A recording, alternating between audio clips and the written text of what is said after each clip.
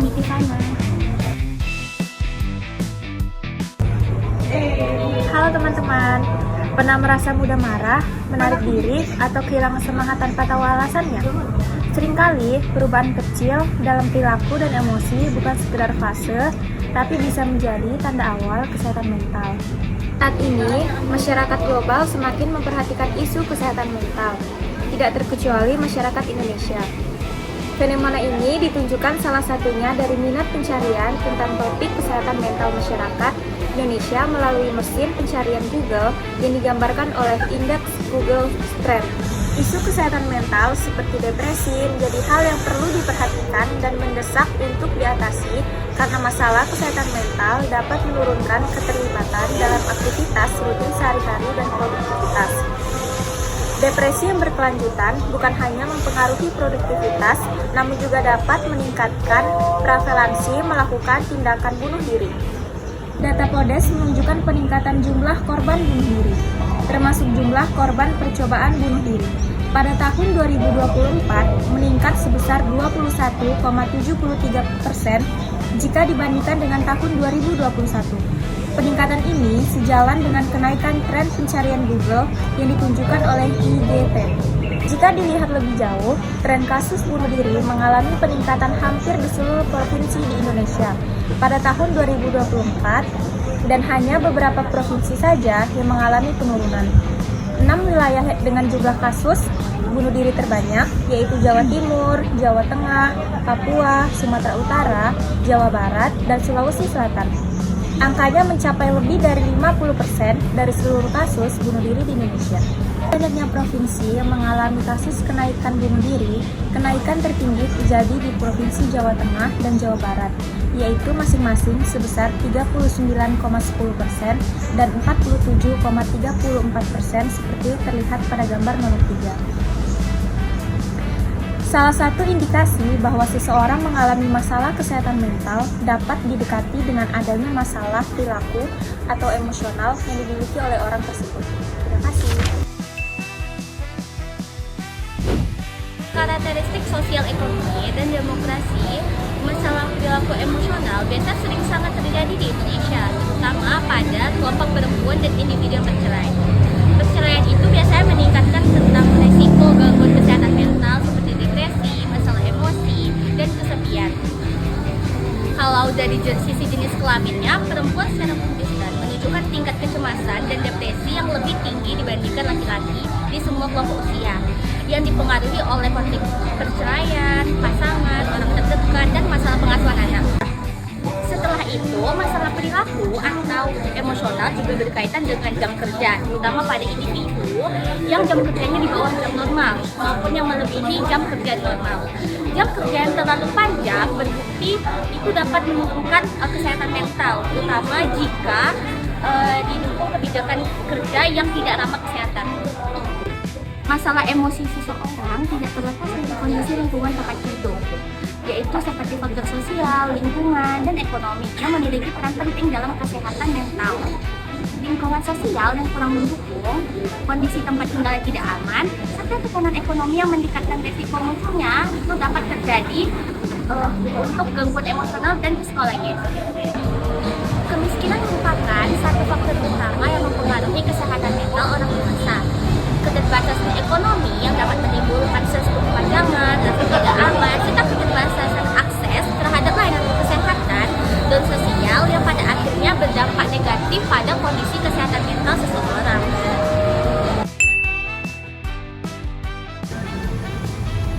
Kondisi lingkungan tempat tinggal sangat mempengaruhi kesehatan mental seseorang. Faktor sosial, ekonomi, dan kemiskinan berperan besar dalam membentuk masalah emosi dan perilaku, terutama di wilayah tertentu. Jika tidak ditangani, masalah ini dapat berkembang menjadi gangguan mental yang sangat serius, seperti depresi dan kecemasan, yang meningkatkan resiko untuk bunuh diri. Karena itu, memahami hubungan antara kondisi wilayah dan kesehatan mental menjadi hal penting dalam upaya pencegahan. Berbagai penelitian menunjukkan bahwa religiusitas dan spiritualitas memiliki hubungan positif dengan kesehatan mental. Individu yang lebih religius cenderung memiliki kondisi mental yang lebih baik dan mampu beradaptasi lebih cepat terhadap masalah hidup. Oleh karena itu, nilai religius dan spiritual berperan penting dalam memperbaiki kesehatan mental dan menurunkan risiko bunuh diri. Ketersediaan tempat ibadah diharapkan dapat menjadi ruang konsultasi dan dukungan psikologis di mana pemuka agama berperan memberikan afirmasi positif serta penguatan spiritual bagi masyarakat. Berdasarkan data Podes 2024, kasus bunuh diri lebih banyak terjadi di wilayah dengan kondisi sosial ekonomi yang rentan. Desa atau kelurahan yang memiliki pemukiman yang kumuh menunjukkan prevalensi bunuh diri yang lebih tinggi dibandingkan wilayah tanpa pemukiman yang kumuh. Selain itu, wilayah yang banyak menerbitkan surat keterangan tidak mampu juga memiliki persentase kasus bunuh diri yang lebih tinggi, yang menunjukkan kuatnya pengaruh kemiskinan dan keterbatasan ekonomi.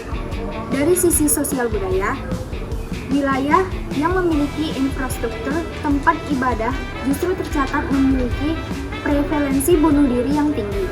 Namun, data ini hanya menggambarkan ketersediaan fasilitas, belum mencerminkan peran pemuka agama atau fungsi ibadah yang mendukung kesehatan mental pada masyarakat. Apa saja yang berpeluang mempengaruhi masalah perilaku dan emosional masyarakat Indonesia? Model pohon keputusan menunjukkan bahwa tingkat pendidikan menjadi faktor awal yang membedakan kerentanan seseorang terhadap masalah perilaku atau emosional. Individu dengan pendidikan menengah ke atas umumnya memiliki ketahanan emosional yang lebih baik, terutama jika berstatus menikah atau belum menikah. Sebaliknya, kelompok berpendidikan menengah tinggi yang berstatus cerai memiliki kerentanan lebih tinggi dengan sekitar 66% mengalami masalah emosional. Pada kelompok berpendidikan rendah, kerentanan lebih dipengaruhi oleh tekanan ekonomi seperti kecukupan makanan, status pekerjaan, dan peran sebagai pencari nafkah umum. Hasil regresi logistik Giner memperkuat temuan tersebut dengan menunjukkan bahwa masalah emosional dipengaruhi oleh kombinasi faktor sosial, ekonomi, pekerjaan, dan demografi. Pekerja dengan status pekerjaan tidak tetap atau pekerja keluarga atau tidak dibayar, pekerja bebas dan berusaha sendiri memiliki resiko lebih tinggi dibandingkan buruh atau karyawan tetap. Kepala rumah tangga yang menjadi penanggung pembiayaan terbesar juga lebih rentan mengalami masalah emosional. Dari sisi sektor pekerjaan, pekerja di industri, pengolahan, dan jasa memiliki resiko lebih rendah dibandingkan sektor pertanian dan pertambangan. Faktor ekonomi sangat berpengaruh, tercermin dari individu yang khawatir tidak mampu makan memiliki resiko lebih dari 2 kali lipat mengalami masalah emosional. Semakin tinggi tingkat pendidikan, semakin rendah resiko masalah emosional.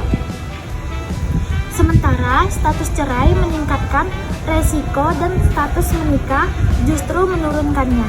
Perbedaan wilayah relatif kecil, namun penduduk perkotaan memiliki resiko sedikit lebih tinggi dibandingkan perdesaan. Secara keseluruhan, temuan ini menegaskan pentingnya pendekatan multidimensional dalam upaya menjaga kesehatan mental masyarakat. Bagaimana ketersediaan fasilitas kesehatan jiwa pada daerah yang rentan? Penanganan masalah perilaku dan emosi di Indonesia masih sangat rendah, kurang dari 10%, terutama akibat terbatasnya fasilitas kesehatan jiwa dan ketimpangan kesebarannya. Dengan ketiadaan data resmi, penelitian ini menggunakan data Google Maps yang bersifat cross-scoring sehingga belum sepenuhnya mempresentasikan kondisi real.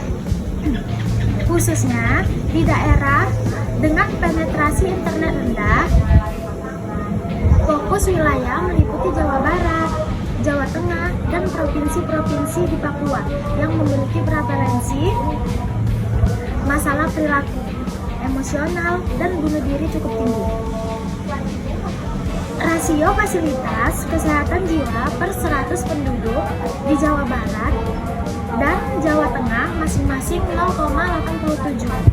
Sementara di Papua hanya 0,17. Jauh di bawah median global WHO sebesar 1,3. Rasio rumah sakit jiwa relatif sama di ketiga wilayah, sekitar 0,05 sampai 0,06. Namun, jumlah ini tidak memadai jika dikaitkan dengan rekomendasi kebutuhan tempat tidur. Selain ketimpangan antara pulau, terjadi pula ketimpangan kota atau desa. 93,22% fasilitas berada di perkotaan. Padahal masalah kesehatan mental dan bunuh diri lebih banyak terjadi di perdesaan. Di wilayah terpencil seperti Papua, Maluku, dan Maluku Utara, tempat ibadah, terutama gereja, kerap menyediakan layanan konseling dan berpotensi menjadi sarana alternatif dukungan kesehatan mental berbasis komunitas. Temuan ini menunjukkan perlunya peran aktif pemerintah dan membina dan mengintegrasikan sarana keagamaan sebagai pelengkap layanan kesehatan mental, khususnya di perdesaan dan daerah dengan akses terbatas. Terima kasih.